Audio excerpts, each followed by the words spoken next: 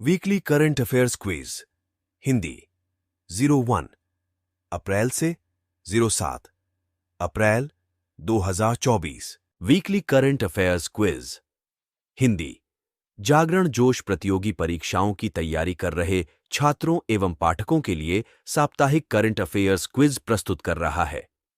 इसमें मुख्य रूप से सीआईडीसी विश्वकर्मा पुरस्कार 2024, ऑपरेशन संकल्प, कांगो की पहली महिला प्रधानमंत्री आदि से संबंधित प्रश्न शामिल है। 1. आरबीआई ने लगातार 7वीं बार रेपो रेट को किस दर पर बरकरार रखा है? ए 6.0, बी 6.20, सी 6.50, डी 6.75।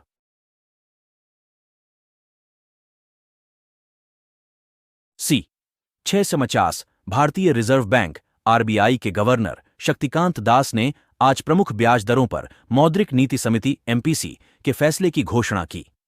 आरबीआई ने लगातार 7वीं बार रेपो रेट में कोई बदलाव नहीं किया है और इसे 6.50% पर बरकरार रखा गया है।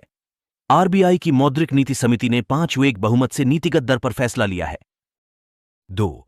विश्व बैंक समूह ने हाल ही में किसे आर्थिक सलाहकार पैनल का सदस्य नियुक्त किया है?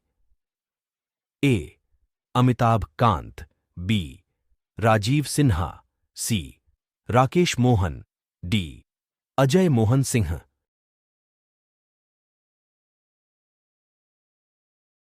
सी राकेश मोहन। विश्व बैंक समूह ने हाल ही में भारतीय रिजर्व बैंक के पूर्व डिप्टी गवर्नर राकेश मोहन को आर्थिक सलाहकार पैनल का सदस्य नियुक्त किया है। नई दिल्ली स्थित think tank centre for social and economic progress CSIP ने यह जानकारी दी है। वर्तमान में मोहन प्रधानमंत्री की आर्थिक सलाहकार परिषद के अंशकालिक सदस्य भी हैं। 3. 15वें सीआईडीसी विश्वकर्मा पुरस्कार 2024 से किसे सम्मानित किया गया? A Reliance industry, B SJVN limited, C Adani green टैसी, डी टाटा टेलीकॉम।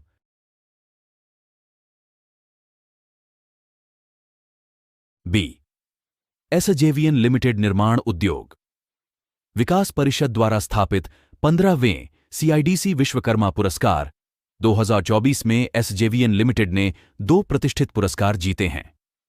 एसजेवीएन को सामाजिक विकास और प्रभाव पैदा करने के लिए अचीवमेंट अवार्ड और CIDC partners in progress trophy से सम्मानित किया गया। 4. कार्गो वॉल्यूम के मामले में भारत का सबसे बड़ा बंदरगाह कौन सा बन गया है?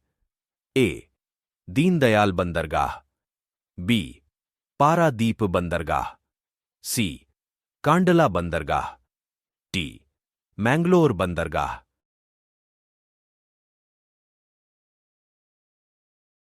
बी पारादीप बंदरगाह। ओडिशा में राज्य के स्वामित्व वाला पारादीप बंदरगाह वित्त वर्ष 2024 में 150,28 मिलियन टन कार्गो थ्रूपुट के साथ कार्गो वॉल्यूम के मामले में भारत का सबसे बड़ा प्रमुख बंदरगाह बन गया है। इस मामले में पोर्ट ने गुजरात में दीनदयाल बंदरगाह प्राधिकरण को पीछे छोड़ दिया है। 5. हाल ही में अब्देल फतह अल सिसी ने किस देश के राष्ट्रपति के रूप में शपथ ली है? ए कतर, बी मिस्र, C Bahrain, D Malaysia.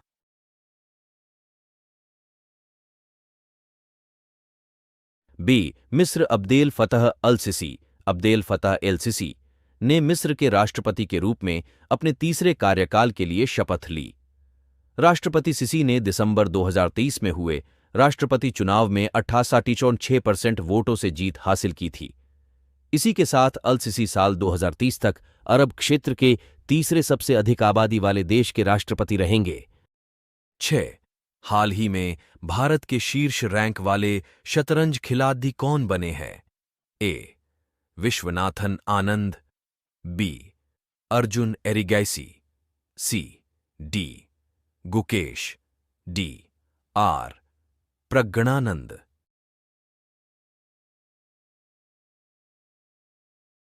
B Arjun Erigaisi Bharat के युवा शतरंज खिलाड़ी अर्जुन एरिगाइसी भारत के शीर्ष रैंक वाले शतरंज खिलाड़ी बन गए हैं। तो 756 की मानक रेटिंग के साथ एरिगाइसी दुनिया में 9वें स्थान पर है। उन्होंने इस मामले में 5 बार के विश्व चैंपियन विश्वनाथन आनंद को पीछे छोड़ दिया है। FIDE रैंकिंग में 21 वर्षीय अर्जुन के बाद दूसरे भारतीय रैंकर वी 7 हाल ही में चर्चा में रहा ऑपरेशन संकल्प निम्न में से किससे संबंधित है? ए. समुद्री सुरक्षा, बी. बाल शिक्षा, सी. साइबर सुरक्षा, डी. जनजातीय विकास।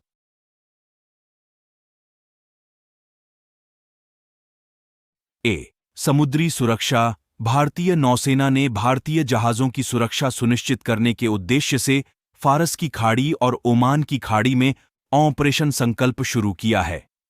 समुद्री क्षेत्र में बढ़ते तनाव के जवाब में शुरू किया गया भारतीय नौसेना का ऑपरेशन संकल्प एक सफल प्रयास है। 8. कांगो की पहली महिला प्रधानमंत्री के रूप में किसे नियुक्त किया गया है? ए. बिंटो कीटा, बी. जूडिथ सुमिनवा तुलुका, सी. सामा लुकोंडे, डी. इनमें से कोई नहीं।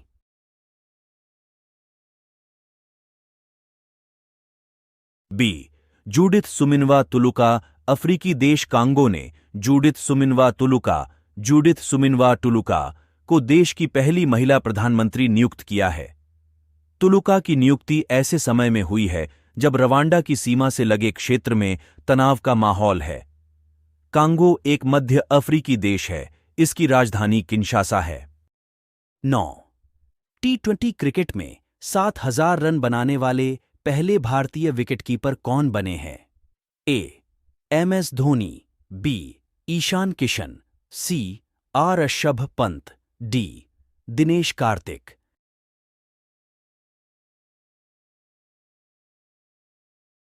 ए. MS धोनी। महान भारतीय विकेटकीपर बल्लेबाज MS धोनी T20 क्रिकेट में 7,000 रन बनाने वाले पहले भारतीय विकेटकीपर बन गए हैं।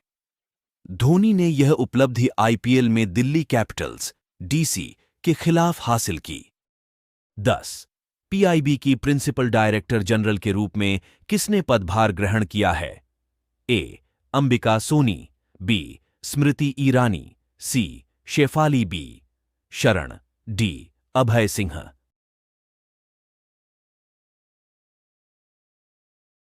सी. शेफाली बी।